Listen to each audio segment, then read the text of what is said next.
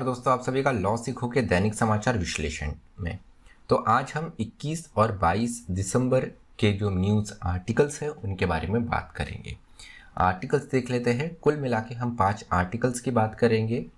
उनमें से जो महत्वपूर्ण आर्टिकल है, सबसे पहला जो आर्टिकल है, ये हाल ही में सुप्रीम कोर्ट ने एक स्पेशल डिसेबिलिटी केस में यहाँ पर एनटीए को, नेशनल टेस्टिंग एजेंसी को फटकार लगाते हुए एक स्पेशली डिसेबल्ड स्टूडेंट को यहाँ पर रिलीफ दी है, उस बारे में बात करेंगे। उसके बाद में आज का जो हमारा दूसरा आर्टिकल है ये ईडब्ल्यूएस कोटा और उससे जुड़े हुए क्राइटेरिया के बारे में है। तीसरा article multi state cooperative society act में आने वाले अमेंडमेंट के बारे में है। चौथा आर्टिकल इलेक्शन अमेंडमेंट बिल, जिसमें वोटर आईडी और आधार को लिंक करने की बात की गई है, उस बारे में बात करेंगे। और आज का जो अंतिम आर्टिकल है ये कोर्ट्स ऑन वेजेस, किस तरीके से बॉन्डेड लेबर को बढ़ावा दे सकता है, उस बारे में उस आर्टिकल में हम इस बारे में बात करेंगे। तो चलिए मैं आगे बढ़ूँ उससे पहले मैं अपना परिचय करवाना चाहूँगा। मैं खुशवंत पवार। आप चाहें तो मुझसे ट्विटर और लिंक्डइन पे जुड़ सकते हैं, डिस्क्रिप्शन में आपको इसकी जानकारी मिल जाएगी। अब आते हैं आज के हमारे एमसीक्यू के ऊपर। वो ये है कि तमिलनाडु गवर्नमेंट ने हाल ही में अपना स्टेट सॉन्ग निम्न में से किसे घोषित करा है। आपको ऑप्शन ए है तमिल थाई वजथु, ऑप्शन बी है तमिल वर्तिका, ऑप्शन सी है पुथिया भूमि, या ऑप्शन डी इनमें से कोई भी नहीं। जो भी आपका उत्तर हो कमेंट बॉक्स में ज़रूर लिखिएगा। अब आते हैं हमारे डिस्क्रिप्टिव क्वेश्चन की ओर। वो ये है कि आपको कोड ऑन वेजेस 2019 को क्रिटिकली एग्जामाइन करनी है, इस पर आलोचनात्मक टिप्पणी करनी है। साथ ही हमारे देश में बॉन्डेड लेबर अथवा अर्थात बंधुआ मजदूरी के बारे में भी आपको यहाँ पर चर्चा करनी है। आपका उत्तर 250 शब्दों में लिख सकते हैं। तो चलिए पहले आर्टिकल की ओर बढ़ते हैं। पहले आर्टिकल में हम बात करेंगे Avni Prakash Vashishtha national testing agency and others के जजमेंट के बारे में, जो कि सुप्रीम कोर्ट के द्वारा ये वर्डिक्ट दिया गया है। तो इसमें अवनी प्रकाश एक स्टूडेंट है, नीट एग्जाम में ये अपीयर हुई थी। ये स्पेशली डिसेबल स्टूडेंट है जिन्हें डायस्ग्राफिया है। डायस्ग्राफिया के बारे में बता देता हूँ आपको कि इसमें लिखने से संबंधित स्पेशल डिसेबिलिटी रहती है, हैंड राइटिंग और लिखने से लेकर। अब इस डिसेबिलिटी के चलते हुए यहाँ पर हम देखते हैं कि एग्जाम्स में जो डिसेबल या डिफरेंटली दिव्यांगजन होते हैं, इनको 1 आवर कंपनसेशन टाइम दिया जाता है। लेकिन हुआ ये कि यहाँ पर ये जब नीट की एग्ज़ाम में बैठी थी, 3 आवर्स का एग्ज़ाम होता है, तो यहाँ पर इन्होंने एक कॉम्पनसेशन टाइम का बात करी और वो कॉम्पनसेशन टाइम इन्होंने एग्जामिनर से मांगा, इन्विजिलेटर से मांगा, लेकिन उन्हें मना कर दिया गया। यहाँ पर एनटीए नीट एग्जाम कंडक्ट करवाने वाली टेस्टिंग एजेंसी, जिसका फुल फॉर्म है नेशनल टेस्टिंग एजेंसी। तो यहाँ पर ये मामला लेकर अवनी प्रकाश जो है, ये मामला लेकर वो पहुंच गई high court, Bombay high court. Bombay high court में ये बात रखी गई। बॉम्बे हाई कोर्ट में एनटीए ने ये यहाँ पर दलील दी कि डिसेबिलिटी सर्टिफिकेट अवनी कश्यप ने नहीं लगाया था, इसके चलते हुए यहाँ पर इन्हें एक्स्ट्रा टाइम नहीं दिया गया। वही यहाँ पर जो याचिकाकर्ता थे अवनी प्रकाश, इनका ये कहना था कि जो डिसेबिलिटी का सर्टिफिकेट है, ये जब इन्होंने पूछा कि ये कब प्रोवाइड करना है, तो इन्हें बताया गया कि एग्जामिनेशन के टाइम नहीं, एडमिशन के टाइम सर्टिफिकेट प्रोवाइड करना होता है। और इसी पर हाई कोर्ट ने ये जो प्ली थी इनकी, ये पिटीशन जो थी इनकी, रिजेक्ट कर दी। इसे अपील करके मामला पहुंचता है सुप्रीम कोर्ट में। सुप्रीम कोर्ट ने यहाँ पर माना ये कि एनटीए ने अपने आप में यहाँ पर एक एरर कमिट करा है। इन्हें डिसेबिलिटी सर्टिफिकेट का ये at the time of form filling ही मांग सकते थे, एग्ज़ाम के टाइम पे ही ये मांग सकते थे, और इन्होंने सही निर्देशित करना था। और इन्होंने ये भी बताया कि जिस प्रकार से हमारे देश में पर्सन विद डिसेबिलिटी एक्ट लागू है, इसकी मूल भावना ही यही है कि जो डिफरेंटली एबल्ड लोग हैं, जो डिसेबल्ड भी हम जिसे पहले कहते थे दिव्यांगजन हैं, इनके राइट्स को यहाँ पर प्रोटेक्ट करना और इन्हें यहाँ पर जो भी हमारी तरफ से हम सहयोग कर सकते हैं वो देना। और इस तरीके से एनटीए की जिस गतिविधि देखने को मिली कि यहाँ पे कॉम्पनसेटरी टाइम नहीं दिया एक दिव्यांग स्पेशली डिसेबल्ड पर्सन को, ये अपने आप में गलत है और ये ट्रेजिडी ऑफ एरर्स माना जाएगा। यहाँ पर सुप्रीम कोर्ट ने ये निर्देशित करा है एनटीए को कि वो ये जजमेंट पास होने के 2 वीक में ही यहाँ पर कुछ ना कुछ ऐसा एक सूटेबल कंपनसेटरी स्कीम चला के यहाँ पे अपीलेंट जो है इसका एग्ज़ाम पुनः ले, या और ऐसा कोई मीन्स करे जिससे जो अपीलेंट है, जो पिटिशनर था, उसे रिलीफ मिले, स्टूडेंट को रिलीफ मिले। तो ये अपने आप में एक महत्वपूर्ण इस वर्ष का ये एक जजमेंट था। अगली बात करेंगे हम revisiting definition of EWC. EWS माफ कीजिएगा, ईडब्ल्यूएस अर्थात इकोनॉमिकल वीकर सेक्शन के लिए सरकार ने अमेंडमेंट करके, संविधान में अमेंडमेंट करके 10% यहाँ पर रिजर्वेशन दिया गया। ईडब्ल्यूएस कोटा में कौन लोग आते हैं? जो कि एसटी, एससी, ओबीसी समुदाय से बाहर है, अर्थात जो सामान्य वर्ग में आते हैं, जनरल कैटेगरी में आते हैं, उस तबके के जो गरीब स्टूडेंट्स हैं, उन जो इकोनॉमिकल वीकर सेक्शन से लोग आते हैं, उन्हें जॉब और यहाँ पर एजुकेशन में रिजर्वेशन देने की सरकार ने बात करी और 10% का कोटा इन्हें अलाउ करा। अब यहाँ पर सुप्रीम कोर्ट ने ये प्रश्न पूछा है कि किस आधार पे आपने ईडब्ल्यूएस कैटेगरी की लिमिट रखी है। ईडब्ल्यूएस की लिमिट जो है ये रखी गई है 8 लाख रुपए। 8 लाख रुपए के अंतर्गत अगर से कम अगर आपकी वार्षिक आय है किसी परिवार की, तो उस कैंडिडेट को यहाँ पर ईडब्ल्यूएस कोटा का फायदा मिलेगा और 10% रिजर्वेशन में वो अपना फॉर्म भर सकेगा या अपना एप्लीकेशन दे सकेगा। अब यहाँ पर महत्वपूर्ण बात ये है कि थोड़ा हम इस पे बढ़े, इससे पहले हम थोड़ा हिस्ट्री देख लेते हैं। ईडब्ल्यूएस कोटा की बात सबसे पहले 2006 में हुई थी। उस समय शिनो कमेटी स्थापित की गई थी। शिवन्नो कमेटी ने ये रिकमेंडेशन दिया था कि हाँ, जनरल कैटेगरी से आने वाले जो लोग हैं, जो इकोनॉमिकली वीकर हैं, इन्हें रिजर्वेशन देने की ज़रूरत है। लेकिन जो इन्होंने क्राइटेरिया बताया था, यह बताया था कि जो बीपीएल परिवार है, इन्हें इसका फ़ायदा मिले। उसके बाद में जब ये बिल न्यू तरीके से इंट्रोड्यूस किया गया प्रेजेंट गवर्नमेंट के द्वारा, तो उस वक्त 8 लाख का लिमिट रखा गया। 8 लाख का जब लिमिट रखा गया, उस वक्त minister of social justice and empowerment Pratibha Bhoumik से ये पूछा गया, जो समाज कल्याण मंत्री हैं, उनसे ये पूछा गया कि आपने किस आधार पर रखा गया है। तो इसमें सीधा जवाब ये हुआ कि केयरफुल डेलिब्रेशन करा गया, मतलब सरकार ने, कैबिनेट ने अपने आप में आपस में चर्चा करी और उसके चलते हुए उन्होंने ये 8 लाख का एक क्राइटेरिया सेट किया है। अब यहाँ पे सुप्रीम कोर्ट ने प्रश्न ये पूछा है कि ओबीसी का अगर हम देखें तो ओबीसी में जो क्रीमिलियर आते हैं, जिन्हें रिजर्वेशन का फायदा नहीं मिलता है, इनका कैप 8 लाख लगा गया है। मतलब ओबीसी में जो 8 लाख से ज्यादा कमाते हैं, इनको रिजर्वेशन की जरूरत नहीं है, संपन्न है। वही ईडब्ल्यूएस में जो 8 लाख से कम कमाते हैं, आप समझ रहे हैं, वो बिल्कुल गरीब है और उन्हें सहारे की जरूरत है। अब अपने आप में एक ओबीसी में अगर हम देखें तो ये एक ओबीसी में आपको ये एक्सक्लूजन का क्राइटेरिया बनाया है 8 लाख को, और आपने ईडब्ल्यूएस में इंक्लूजन का क्राइटेरिया बनाया है, जो कि अपने आप में काफ़ी ज़्यादा कॉन्ट्रडिक्टरी साबित होता है। ओबीसी जो है अपने आप में यहाँ पर ओबीसी अगर देखें अदर बैकवर्ड क्लास बोलते हैं, जो कि एजुकेशनली एंड सोशली बैकवर्ड है। अब आपने एजुकेशनली सोशली जो बैकवर्ड क्लास है उसे एक ऐसी क्लास के सामने साथ में खड़ा कर दिया है जो कि एजुकेशनल एंड सोशली बैकवर्ड नहीं है। दोनों के लिए क्राइटेरिया आपने 8 लाख कर दिया है, तो ये अपने आप में कितना इक्वालिटी के प्रिंसिपल को फॉलो करता है। उसके अलावा ईडब्ल्यूएस में इनकम क्राइटेरिया के साथ में कुछ असेट के क्राइटेरियाज भी है, असेट एग्जम्पशंस भी दिए हुए हैं। उदाहरण के लिए अगर कोई पर्सन फ्लैट ओ करता है, कोई उसके फ्लैट का मालिक है, तो यहाँ पर ये नहीं बताया गया है कि मेट्रोपॉलिटन सिटी और नॉन मेट्रोपॉलिटन सिटी दोनों में डिफरेंशिएट क्रिएट करने की ज़रूरत थी, क्योंकि जो असेट आप एक मेट्रो सिटी में होल्ड करते हो उसका वैल्यू बहुत ज़्यादा होता है। भैया अगर आप वही असेट किसी विलेज या नॉन मेट्रोपॉलिटन एरिया में अगर पजेस करते हो तो उसका वैल्यू इतना नहीं होता। आप इनको सेम जगह पर, सेम पार पर लाकर नहीं खड़े कर सकते हैं। तो ये एक प्रश्न थे, ये प्रश्न का क्या जवाब देंगी सरकार, ये देखने वाली बात रहेगी।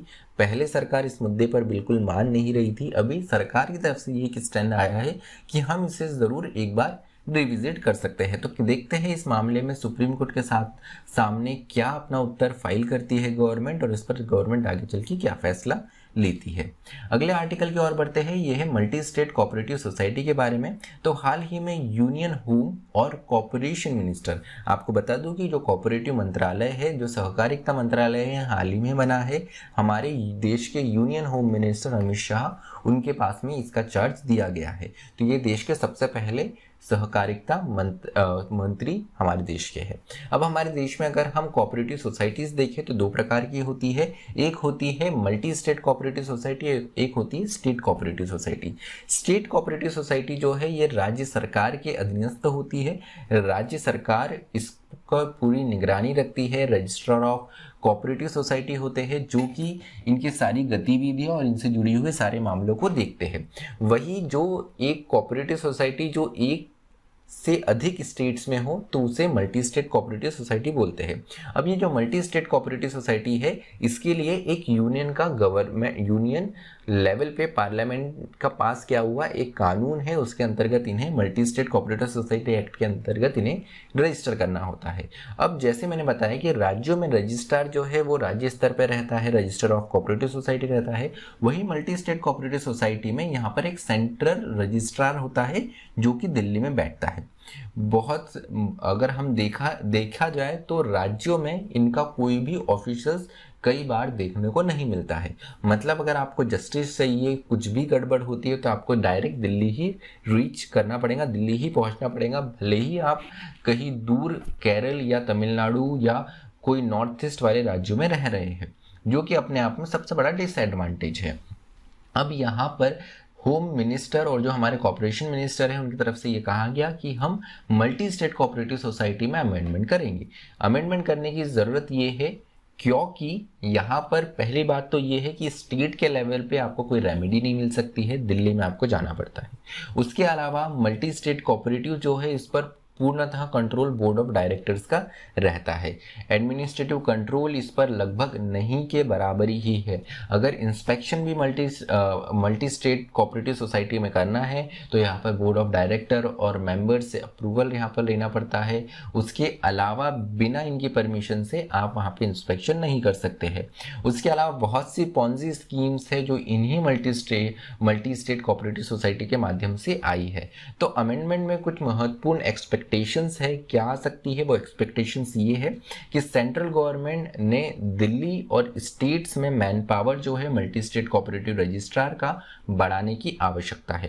उसके अलावा यहाँ पर एडमिनिस्ट्रेटिव कंट्रोल जो है जिस प्रकार हमें देखने को मिलता है स्टेट रजिस्ट्रार के हाथ में, उसी प्रकार यहाँ पर ज़रूरत है कि स्टेट कमिश्नर्स होने चाहिए और इन कमिश्नर्स के हाथ में एडमिनिस्ट्रेटिव कंट्रोल होना चाहिए। साथ ही साथ टेक्नोलॉजी प्रौद्योगिकी के माध्यम से और भी पारदर्शिता इन मल्टी स्टेट कोऑपरेटिव सोसाइटी में लाई जा सकती है। चलिए अगले आर्टिकल की ओर बढ़ते हैं जो कि आधार और वोटर आईडी को लिंक करने की बात करता है। हाल ही में राज्यसभा के द्वारा इलेक्शन लॉ अमेंडमेंट बिल 2021 पारित किया गया। इस बिल में ये प्रपोजल रखा गया कि आधार और इलेक्टोरल रोल दोनों को लिंक किया जाएगा।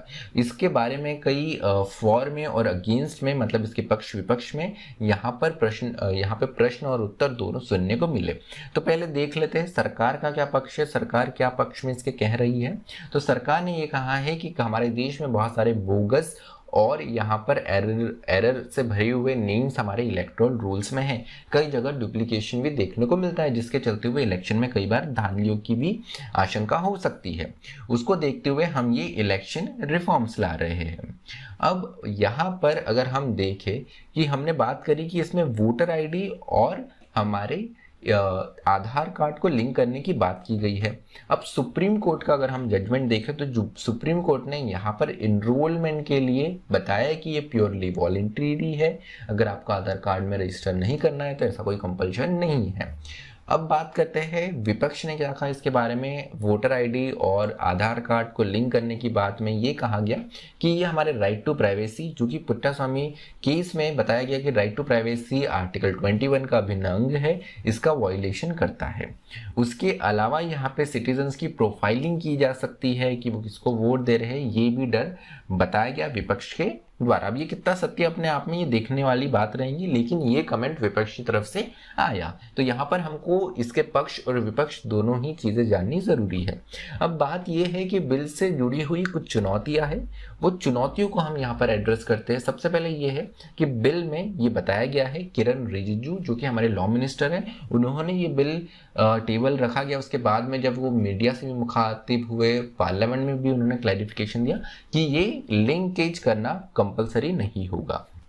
अब यहाँ पर नहीं लिंक करना है आधार कार्ड, इसके लिए कुछ सफिशिएंट कॉज देने ज़रूरी होंगे और ये सफिशिएंट कॉज जो है गवर्नमेंट डिफाइन करेंगे। अब ये सफिशिएंट कॉज क्या होंगे इसके बारे में बिल में कहीं भी डिफाइन नहीं किया गया है। उसके अलावा यहाँ पे विपक्ष से खासकर शशि थरूर ने एक और यहाँ पे बड़े इंटरेस्टिंग कुछ पॉइंट्स बताए। वो ये थे कि सबसे पहली बात यह है कि अगर आप आधार कार्ड को देखते हैं तो आधार कार्ड में लिखा रहता है कि ये आपके नागरिकता का सबूत नहीं है, अपने आप में ये सिटीजनशिप प्रूफ नहीं करता है। तो आधार कार्ड उन लोगों के पास में भी है जो भारत के सिटीजन नहीं है। अब आप उन्हें आधार कार्ड दे रहे हैं और अगर आप इनको लिंकेज कर रहे हैं तो हमें पता है हमारे देश का सरकारी तंत्र किस प्रकार चलता है। तो आधार कार्ड लिंक लोग करने लग जाएंगे। आधार कार्ड आप वोटर आईडी कार्ड के अगर ऑफिस में जाएंगे, इलेक्शन कार्ड बनाने वाले के ऑफिस में जाएंगे तो वहाँ पे वो आपका आधार कार्ड मांगेगा। अब यहाँ पे बहुत सारे नॉन सिटीजन्स भी हैं जिनके पास में आधार कार्ड है। अब वो इस आधार कार्ड के माध्यम से अपना वोटर कार्ड बना सकते हैं, इलेक्टोरल रोल्स में आ सकते हैं। अर्थात आप वोटिंग राइट्स जो कि सिर्फ सिटीजन तक ही सीमित है, वो आप आधार कार्ड के थ्रू नॉन सिटीजन्स को भी दे सकते हैं या नॉन सिटीजन्स भी ले सकते हैं, जो कि अपने आप में एक कानून का उल्लंघन है। तो यहाँ पर इसके अलावा ये भी विपक्ष की तरफ से बताया गया था कि बिल जो है ये सीक्रेट बैलेट के प्रिंसिपल को वॉयलेट करता है। उसके अलावा प्रोफाइलिंग की भी आशंका इसमें बताई गई है। तो चलिए, ये आर्टिकल का कुछ संक्षिप्त था, आगे जो भी डेवलपमेंट होगा हम आपको जरूर अवगत कराते रहेंगे। अंतिम आर्टिकल पे आते हैं। महत्वपूर्ण आर्टिकल है कोड ऑन वेजेस पे बात करता है कि ये कोड ऑन वेजेस जो है कैसे बॉन्डेड लेबर से इसे जोड़ा गया है, क्यों बताया जा रहा है कि ये बंधुआ मजदूरी हमारे देश में ला सकता है। कोड ऑन वेजेस 2019 में काफ़ी तेजी से पास करवाया गया ये सरकार के द्वारा एक कानून था। ये कानून रिप्लेस करता है आज से आज़ादी के वक्त जो हमारे कानून बने थे, मिनिमम वेजेस एक्ट वगैरह जो बने थे, उनको रिप्लेस करता है। तो 4 कोड में हमारा सारा लेबर लॉ को यहाँ पर सरकार ने डिवाइड कर दिया। उन्हीं 4 कोड में से एक जो कोड है वेजेस के संबंध में, इसका नाम है कोड ऑन वेजेस 2019। तो अगर हम पुराना कानून देखें तो मिनिमम वेजेस सेंट्रल रूल्स 1950 के रूल 21 के अनुसार यहाँ पर deduction from the wages of worker का प्रावधान दिया हुआ था। अर्थात अगर किसी वर्कर को पैसे की ज़रूरत होती है तो वो अपने एम्प्लॉयर के पास से उससे पैसे मांग सकता है, क्योंकि कभी कभी कोई ऐसी अप्रत्याशित घटना हो जाती है, परिवार में कोई बहुत ज़रूरत पड़ जाती है, तो खासकर ये देखने को मिलता है कि एम्प्लॉयर से जहाँ पर वो वर्कर काम करता है उससे उधार ले लेता था। उस उधार को चुकाए कैसे जाना है ये 1950 के रूल्स में दिया गया था। उसमें बताया था कि वेजेस से डिडक्ट कर सकता है एम्प्लॉयर। उसके अलावा सब रूल 24 बताता था कि ये जो डिडक्शन है ये 2 माह की सैलरी से ज़्यादा नहीं होना चाहिए कैलेंडर ईयर में। लेकिन अब जो नया कोड ऑन वेजेस 2019 आया है उसका सेक्शन 18(2)(f)(1) ये अलाउ करता है deduction from wages for recovery of advance of whatever nature. तो यहाँ पर किसी भी तरीके के डिडक्शन को ये अलाउ करता है और रिकवरी के लिए जो एक कैपिंग लगाई गई थी उसे भी हटा देता है। तो इसमें ट्रैवल अलाउंस, कन्वेंस अलाउंस ये सब भी शामिल हुए हैं। उसके अलावा जो भी एम्प्लॉयर के द्वारा मदद की जा रही है आर्थिक रूप से, या जो पैसे दिया जा रहा है लोन या क्रेडिट के फॉर्म में, यहाँ पे एम्प्लॉयर जितना चाहे या इंटरेस्ट अर्थात ऋण प्रतिशत लगा सकता है। तो अपने आप में एक अनचाही सी पावर दे चुकी है सरकार ने ये एम्प्लॉयर के हाथ में। जो फैक्ट्री मालिक है या जो एम्प्लॉयर है वो अनाप शनाप यहाँ पे इंटरेस्ट लगा सकता है, जिसके चलते हुए कि कोई भी वर्कर या कोई भी यहाँ पर जो एम्प्लॉई है वो एक डेट वेब में फंस सकता है। गांवों में जैसे हम पुरानी मूवीज़ में देखते थे, एक महाजन होता था जो छोटे किसान को उधार देता था, उसके बाद में वो अनाप शनाप उस पे इंटरेस्ट रेट लगाता था और उसके चलते हुए वो किसान रीपेमेंट ही नहीं कर पाता था उस पर्टिकुलर लोन का, और वो धीरे धीरे उस ऋण के जाल में अटकते जाता था। उसी प्रकार का बताया गया है इस प्रोविजन में। इसमें एम्प्लॉयर कितना भी लोन दे सकता है, कितना भी इंटरेस्ट रेट लगा सकता है और किसी भी तरीके से यहाँ पे रिकवर कर सकता है। बॉन्डेड लेबर की अगर हमारे देश में बात करें तो सरकारों के द्वारा, पार्लियामेंट्रियंस के द्वारा, संसद में और साथ ही साथ लोगों के बीच भी इस बात को नकारा जाता है कि हमारे देश में बंधुआ मजदूरी नहीं है। लेकिन राजस्थान के बरन डिस्ट्रिक्ट की अगर हम बात करें तो यहाँ पे एक सहारिया ट्राइबल ट्राइबल कम्युनिटी है जिसकी बहुत सारी फैमिलीज जो है वो बॉन्डेड लेबर्स में फंसी हुई थी। मुद्दा बहुत समय बाद सामने आया। यहाँ पर वो अलग अलग तरीके की वायलेंस, जिसमें सेक्सुअल वायलेंस और रेप भी शामिल है, जो हिंदू, मुस्लिम, सिख अलग अलग कम्युनिटीज़ के जो यहाँ पर उनके अंतर्गत काम कर रहे थे, सहारिया फैमिलीज़ के, सहारिया कम्युनिटी के लोग, उनके द्वारा इन अलग अलग कम्युनिटीज़, हायर कास्ट के लोगों के द्वारा इन्हें वॉयलेट इन पर वॉयलेंस की गई अलग अलग प्रकार की। तो ये वास्तविकता में चीज़ है, ये पर्सनल एक्सपीरियंस बताया है राइटर ने अपने इस आर्टिकल में कि अभी भी हमारे देश में बॉन्डेड लेबल है और इस कोड के माध्यम से तो एक खुली छूट देने की बात की गई है। जिन पर इसका सबसे ज़्यादा प्रभाव पड़ता है वो दलित और लैंडलेस रहते हैं। तो यहाँ पर जो हमारे देश में बहुत लंबे समय तक दमनकारी जो चीज़ों का सामना करना पड़ा है अलग इन समुदायों को, वो अब से और भी दमन महसूस करेंगे। उसके अलावा यहाँ पर बताया गया है कि समाज में एक बहुत बड़ी खाई भी बना रहा है प्रिविलेज्ड क्लासेस और कास्ट के और पुअर कास्ट और क्लास के बीच में। और ये इसमें डिमांड की गई है, इस आर्टिकल के माध्यम से डिमांड की गई है कि जिस प्रकार से फार्म लॉज को रिपील किया, ज़रूरी है कि इस प्रकार के एंटी लेबर लॉज को भी रिपील करने की आवश्यकता है। तो चलिए आज का जो हमारा विश्लेषण है वो ये समाप्त होता है। आप चाहे तो अधिक जानकारी के लिए हमारी वेबसाइट भी विजिट कर सकते हैं। उसके अलावा टेलीग्राम और इंस्टाग्राम के माध्यम से भी आप हमसे जुड़ सकते हैं। डिस्क्रिप्शन में आपको इसकी जानकारी मिल जाएगी। मुझे सुनने के लिए आप सभी का धन्यवाद। Thank you. Stay tuned to law.